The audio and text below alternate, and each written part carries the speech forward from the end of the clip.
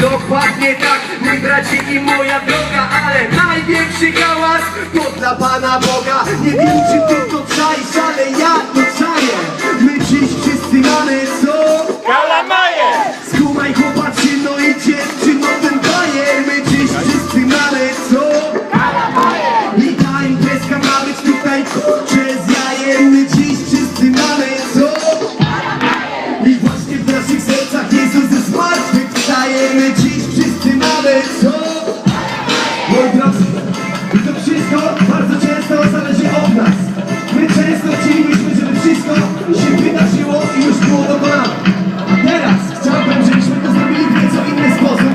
Zobaczcie, co nam teraz daje DJ Długi.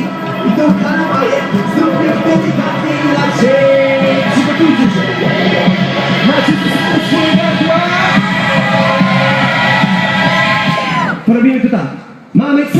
Kalamaję. Mamy co? Mamy co? Mamy co?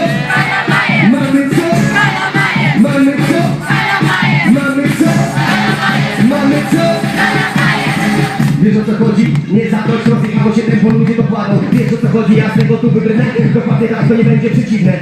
Naiwny, mam ten potencjał, składam, gadam, a pan czyka zdjęcia. Dokładnie tak, ty, ja jestem Marek, a ten pan na ręce ma fajny zegarek. Wiesz o co chodzi? Mi to jest proste, jak ci braciszku daję ten postęp. I proste, nie proste. Daję ci tak, to mówię ten postęp. Dokładnie tak, to sprawa oczywista. Mamy kalamaje, no i dajmy ten freestyle. Dokładnie możesz mieć niezależka, powiedz ci koleżanko, fajna torebka. Mamy co? Kalamaje,